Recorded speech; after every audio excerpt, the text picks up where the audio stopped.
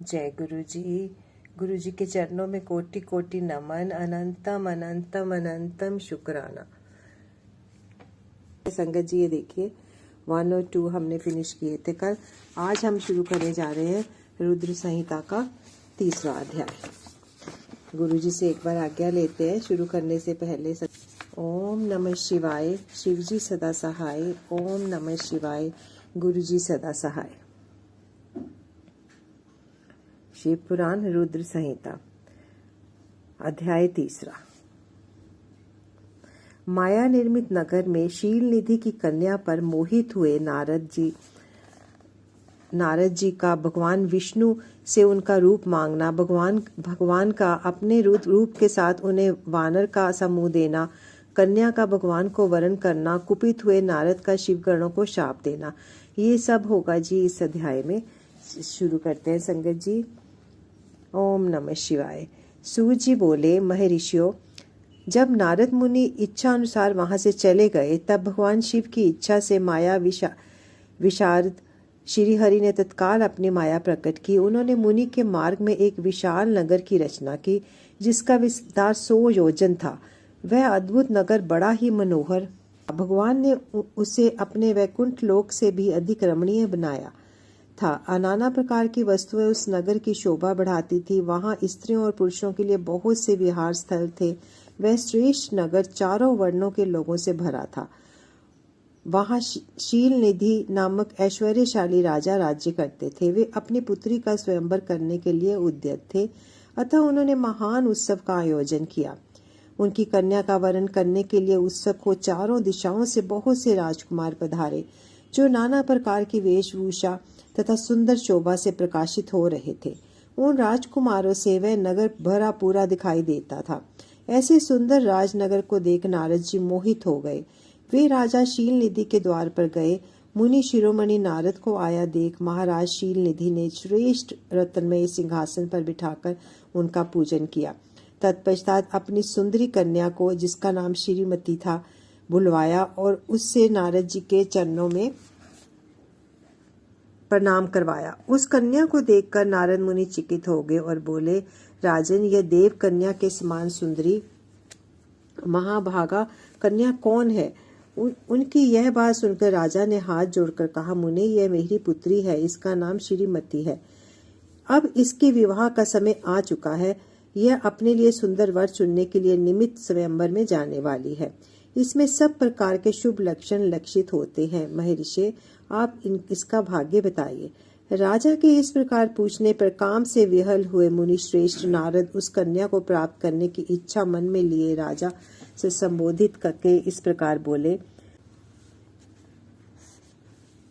आपकी यह पुत्री समस्त शुभ लक्षणों से संपन्न है, परम सौभाग्यवती है। अपने महान भाग्य के कारण यह धन्य है और साक्षात लक्ष्मी की भांति समस्त गुणों की आगार है।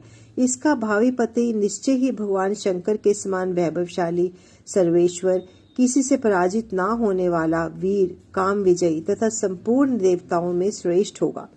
ऐसा कहके राजा से विदा लेके इच्छा अनुसार विचरने वाले नारद मुनि वहां से चल दिए। वे काम के वशीभूत हो गए थे। शिव की माया ने उन्हें विशेष मोह में डाल दिया था। वे मुनि मन सोचने लगे कि इस राजकुमारी को कैसे प्राप्त करूं। स्वयंवर में आए हुए नरेशों में से सबको छोड़कर वह एकमात्र मेरा ही वरण करे, ये कैसे संभव हो सकता है? समस्त नारियों को सौंदर्य सर्वथा प्रिय होता है। सौंदर्य को देखकर ही वह प्रसन्नता पूर्वक मेरे अधीन हो सकती है, इसमें संशय नहीं है। ऐसा विचार कर काम से विहल हुए मुनिवर नारद भगवान विष्णु का रूप ग्रहण करने के लिए तत्काल उनके लोक में जा पहुंचे। वहां भगवान विष्णु को प्रणाम करके वे इस प्रकार बोले, हे भगवान, मैं एकांत में आपसे अपना सारा वृत्तांत कहूंगा। तब बहुत अच्छा कहके लक्ष्मीपति श्री हरि नारद जी के साथ एकांत में जा बैठे और बोले, मुने, अब आप अपनी बात कहिए। नारद जी ने कहा, भगवान, आपके भक्त जो राजा शील निधि हैं, वे सदा धर्म पालन में तत्पर रहते हैं। उनकी एक विशाल लोचना कन्या है जो बहुत ही सुंदरी है। उसका नाम श्रीमती है। वह विश्व मोहिनी रूप में विख्यात है और तीनों लोकों में सबसे अधिक सुंदरी है। हे प्रभु, आज मैं शीघ्र ही उस कन्या से विवाह करना चाहता हूँ। राजा शीलनिधि ने अपनी पुत्री की इच्छा से स्वयंवर रचाया है, इसलिए चारों दिशाओं से वहाँ सहस्त्रों राजकुमार पधारे हैं। हे नाथ, आपका प्रिय सेवक हूँ, अतः आप मुझे अपना स्वरूप दे दीजिए, जिससे राजकुमारी श्रीमती निश्चय ही मुझे वर ले।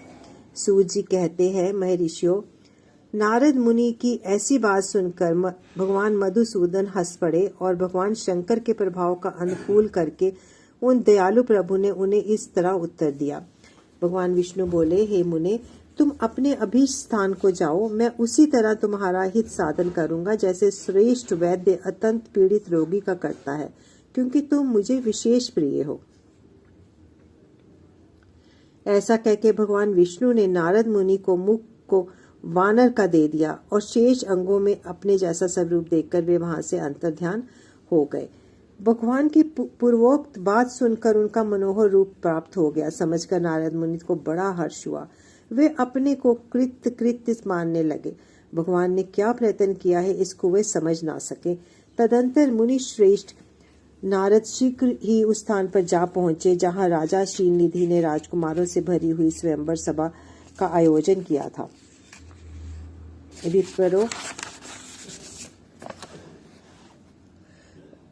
राजपुत्रों से घिरी हुई वह दिव्य स्वयंवर सभा दूसरी इंद्र सभा के समान अत्यंत शोभा पा रही थी। नारद जी उस राजसभा में जाकर बैठे और वहां बैठकर प्रसन्न मन से बार बार यही सोचने लगे, मैं भगवान विष्णु के समान रूप धारण किए हुए हूँ, अतः यह राजकुमारी अवश्य ही मेरा वरण करेगी, दूसरे का नहीं।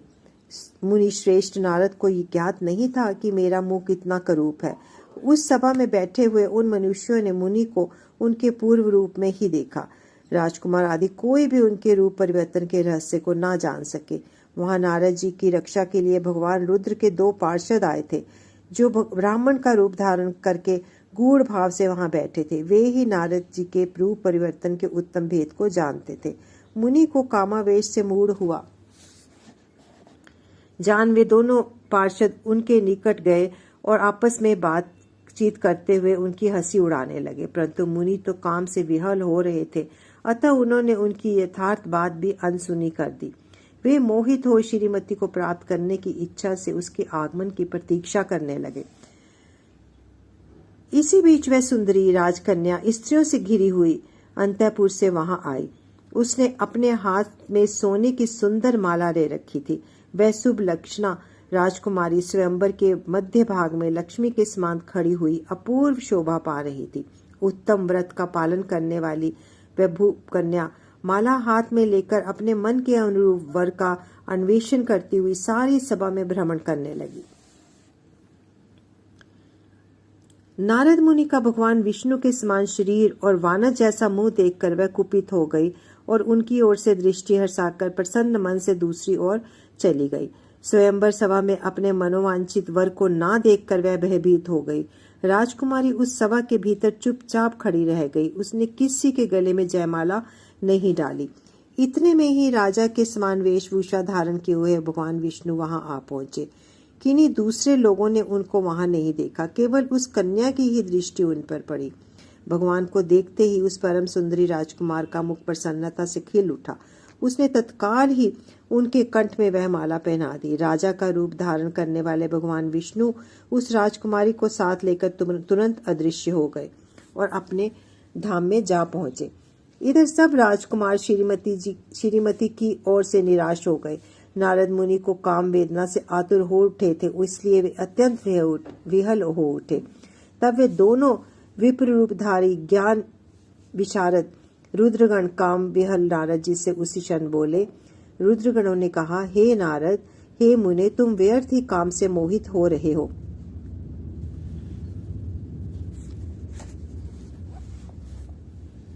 सौंदर्य के बल से राजकुमारी को पाना चाहते हो, अपना वानर के समान घृणित मुंह तो देखो।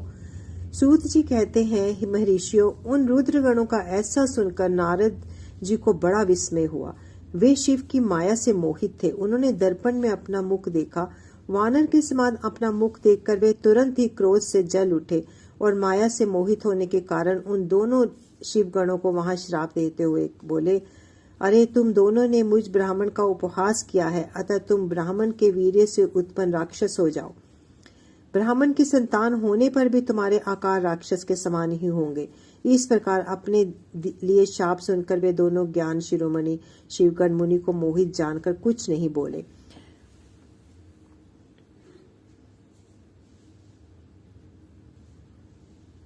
ब्राह्मणों, वे सदा सब घटनाओं में भगवान शिव की ही इच्छा मानते थे, अतः उदासीन भाव से अपने स्थान को चले गए और भगवान शिव की स्तुति करने लगे। अध्याय 3 समाप्त हो गया संगत जी। अब हम शुरू करते हैं अध्याय 4 अध्याय को शुरू करते हैं गुरु जी की आज्ञा लेकर। नारद जी का भगवान विष्णु को क्रोध पूर्वक फटकारना और श्राप देना, फिर माया के दूर हो जाने पर पश्चाताप पूर्वक भगवान के चरणों में गिरना और शुद्धि का उपाय पूछना तथा भगवान विष्णु का उन्हें समझा बुझाकर शिव का महात्म्य में जानने के लिए ब्रह्मा जी के पास जाने का आदेश और शिव के भजन का उपदेश देना, ये सब हमें मिलेगा जी इसमें। तो आप ये अध्याय भी जरूर सुनिए संगत जी। सूत जी कहते हैं, महर्षियों, माया मोहित नारद मुनि उन दोनों शिवगणों को यथोचित श्राप देकर भी भगवान शिव के इच्छावश मोह निद्रा से जाग ना सके। भगवान विष्णु के किए हुए कपट को याद करके मन में ध्वस्त क्रोध लिए हुए विष्णु लोक चले गए और समिधा पाकर प्रज्वलित हुए अग्निदेव की भांति क्रोध से जलते हुए बोले। उनका ज्ञान नष्ट हो गया था, इसलिए वे दुर्वचन पूर्व व्यंग सुनाने लगे। नारद जी ने कहा, हरे तुम बड़े दुष्ट हो, कपटी हो, समस्त विश्व को मोह में डालकर रहते हो। दूसरों का उत्साह या उत्कर्ष तुमसे सहा नहीं जाता। तुम मायावी हो, तुम्हारा अंतःकरण मलिन है। पूर्व काल में तुम्ही ने मोहिनी रूप धारण करके कपट किया, असुरों को वारुणी मदिरा पिलाई, उन्हें अमृत नहीं पीने दिया। छल कपट में ही अनुराग रखने वाले, हरे यदि महेश्वर रुद्र आकर के विष ना पी लेते तो तुम्हारी सारी माया उसी दिन समाप्त हो जाती। विष्णुदेव, कपट पूर्ण चाल तुम्हें अधिक प्रिय है। तुम्हारा स्वभाव अच्छा नहीं है, तो भी भगवान शंकर ने तुम्हें स्वतंत्र बना दिया है। तुम्हारी इस चाल ढाल को समझकर अब वे भी पश्चाताप करते होंगे। अपनी वाणी रूपी वेद की प्रामाणिकता स्थापित करने वाले महादेव जी ने ब्राह्मण को सर्वोपरि बताया है। हरे, इस बात को जानकर आज मैं बलपूर्वक तुम्हें ऐसी सीख दूंगा जिससे तुम फिर कभी कहीं भी ऐसा कर्म नहीं कर सकोगे। अब तक तुम्हें किसी शक्तिशाली या तेजस्वी पुरुष से पाला नहीं पड़ा था, इसलिए आज तक तुम निडर बने हुए हो। परंतु विष्णु, आज तुम्हें अपनी करनी का पूरा पूरा फल मिलेगा। भगवान विष्णु से ऐसा कहकर माया मोहित नारद मुनि अपने ब्रह्म तेज का प्रदर्शन करते हुए क्रोध से खिन्न हो उठे और श्राप देते हुए बोले, हे विष्णु, तुमने स्त्री के लिए मुझे व्याकुल किया है। तुम इसी तरह सबको मोह में डालते रहते हो। यह कपटपूर्ण कार्य करते हुए तुमने जिस स्वरूप से मुझे संयुक्त किया था, उसी स्वरूप से तुम मनुष्य हो जाओ और स्त्री के वियोग का दुख भोगो। तुमने जिन वानरों के समान मेरा मुंह बनाया था, वे ही उस समय तुम्हारे सहायक हो। तुम दूसरों को स्त्री विरह का दुख देने वाले हो, अतः स्वयं भी तुम्हें स्त्री के वियोग का दुख प्राप्त हो। अज्ञान से मोहित मनुष्यों के तुम्हारी स्थिति हो। अज्ञान से मोहित हुए नारद जी ने मोहवंश श्री हरि को जब इस तरह श्राप दिया, तब उन्होंने शंभु की माया की प्रशंसा करते हुए उस श्राप को स्वीकार कर लिया। तदंतर महालीला करने वाले शंभु ने अपनी उस विश्व मोहिनी माया को, जिसके कारण ज्ञानी नारद मुनि भी मोहित हो गए थे, खींच लिया। उस माया के तिरोहित होते ही नारद जी पूर्ववत शुद्ध बुद्धि से युक्त हो गए। उन्हें पूर्ववत ज्ञान प्राप्त हो गया और उनकी सारी व्याकुलता जाती रही। इससे उनके मन में बड़ा विस्मय हुआ। वे अधिकाधिक पश्चाताप करते हुए बारंबार अपनी निंदा करने लगे। उस समय उन्होंने ज्ञानी को भी मोह में डालने वाली भगवान शंभु की माया की सराहना की। तदंतर यह जानकर कि माया के कारण ही मैं भ्रम में पड़ गया था, यह सब कुछ मेरा माया जनित भ्रम ही था, वैश्व शिरोमणि नारद जी भगवान विष्णु के चरणों में जाकर गिर पड़े। भगवान शिवहरि ने उन्हें उठाकर खड़ा कर दिया। उस समय अपनी दुर्बुद्धि नष्ट हो जाने के कारण वे यूं बोले, हे नाथ, माया से मोहित होने के कारण मेरी बुद्धि बिगड़ गई थी, इसलिए मैंने आपके प्रति बहुत दुर्वचन कहे हैं, आपको शाप तक दे डाला है। हे प्रभु, उस शाप को आप मिथ्या कर दीजिए। हाय, मैंने बहुत बड़ा पाप किया है, अब मैं निश्चय ही नरक में पड़ूंगा। हे हरे, मैं आपका दास हूँ, बताइए मैं क्या उपाय, कौन सा प्रायश्चित करूं जिससे मेरा पाप समूह नष्ट हो जाए और मुझे नरक में ना जाना पड़े। ऐसा कहकर शुद्ध बुद्धि वाले मुनि शिरोमणि नारद जी पुनः भक्ति भाव से भगवान विष्णु के चरणों में गिर पड़े। उस समय उन्हें बहुत पश्चाताप हो रहा था। तब श्री विष्णु ने उन्हें उठाकर मधुवाणी में कहा। भगवान विष्णु बोले, तात, खेद ना करो, तुम मेरे श्रेष्ठ भक्त हो, इसमें कोई संशय नहीं है। मैं तुम्हें एक बात बताता हूँ, सुनो, उससे निश्चय ही तुम्हारा परम हित होगा, तुम्हें नरक में नहीं जाना पड़ेगा। भगवान शिव तुम्हारा कल्याण करेंगे। तुमने मन से मोहित होकर जो भगवान शिव की बात नहीं मानी थी, उसकी अवहेलना कर दी थी, उसी अपराध का भगवान शिव ने तुम्हें ऐसा फल दिया है,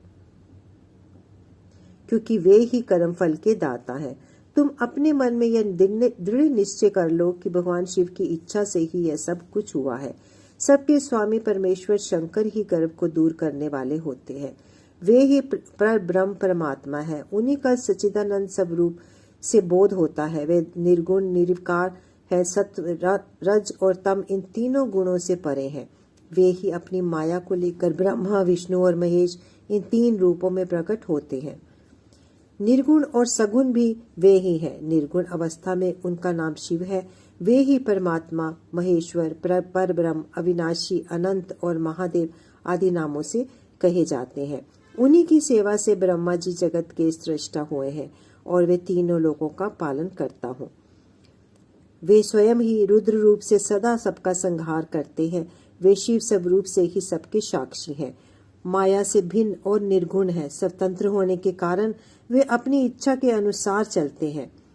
उनका विहार, आचार, व्यवहार उत्तम है और वे भक्तों पर दया करने वाले हैं। हे नारद मुने, मैं तुम्हें एक सुंदर उपाय बताता हूँ, जो सुखद समस्त पापों का नाशक है और सदा भोग एवं मोक्ष देने वाला है। तुम उसे सुनो।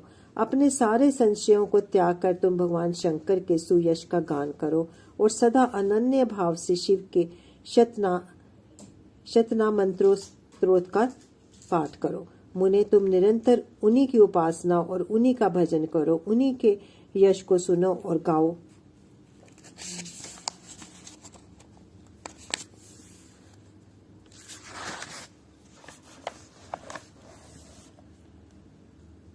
तथा प्रतिदिन उन्हीं की पूजा अर्चना करते रहो। नारद, जो शरीर, मन और वाणी द्वारा भगवान शंकर की उपासना करता है, उसे पंडित या ज्ञानी जानना चाहिए।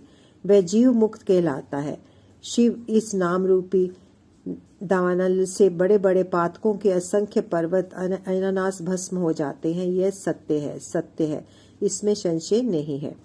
जो भगवान शिव के नाम रूप की नौका का आश्रय लेते हैं, वे संसार सागर से पार हो जाते हैं। संसार के मूलभूत उनके सारे पाप निसंदेह नष्ट हो जाते हैं। महामुने, संसार के मूलभूत जो पातक रूपी वृक्ष है, उनका शिव नाम रूपी कुंठार से निश्चय ही नाश हो जाता है। जो लोग पाप रूप की दावानल से पीड़ित हैं, उन्हें शिव नाम रूपी अमृत का पान करना चाहिए। पाप दावाग्नि से दग्ध होने पर प्राणियों को उस शिव नाम अमृत के बिना शांति नहीं मिल सकती। संपूर्ण वेदों का अवलोकन करके पूर्ववर्ती विद्वानों ने यही निश्चय किया है कि भगवान शिव की पूजा ही उत्कृष्ट साधन तथा जन्म मरण रूपी संसार बंधन के नाश का उपाय है। आज से यत्न पूर्वक सावधान रहकर विधि विधान के साथ भक्ति भाव से नित्य निरंतर जगदम्बा पार्वती सहित महेश्वर सदाशिव का भजन करो। नित्य शिव की ही कथा सुनो और कहो तथा अत्यंत यत्न करके बारंबार शिव भक्तों का पूजन किया करो। हे मुनि श्रेष्ठ, अपने हृदय में भगवान शिव के उज्जवल चरना बिंदु की स्थापना करके पहले शिव के तीर्थों में विचरो।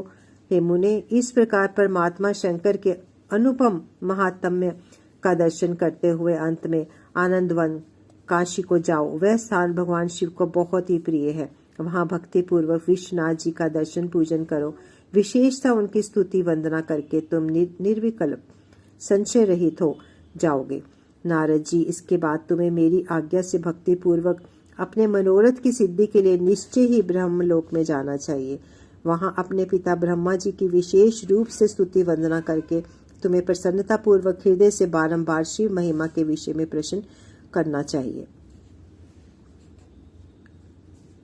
ब्रह्मा जी शिव भक्तों में श्रेष्ठ हैं। वे तुम्हें बड़ी प्रसन्नता के साथ भगवान शंकर का महात्म्य और शतनाम स्रोत सुनाएंगे। मुने, आज से तुम शिव आराधना में तत्पर रहने वाले शिव भक्त हो जाओ। विशेष रूप से मोक्ष के भागी बनो। भगवान शिव तुम्हारा कल्याण करेंगे। इस प्रकार प्रसन्न चित्त हुए भगवान विष्णु नारद मुनि को प्रेम पूर्वक उपदेश देकर श्री शिव का स्मरण, वंदन और सत्वन करके वहां से अंतर्ध्यान हो गए। अध्याय 4 की समाप्ति। संगत जी, हमने अध्याय 4 को फिनिश कर लिया है। यहीं पर हम अपने शिव पुराण के पाठ को विराम देते हैं और हम कल अध्याय 5वां शुरू करेंगे, रुद्र संहिता अध्याय 5। तो यहीं से गुरुजी से आज्ञा ले लेते हैं एक बार मंत्र जाप बोलकर। ओम नमः शिवाय, शिवजी सदा सहाय। ओम नमः शिवाय, गुरुजी सदा सहाय। जय गुरुजी, शुक्राना गुरुजी। जय गुरुजी, जय गुरुजी, शुक्राना गुरुजी। जय जय गुरुजी।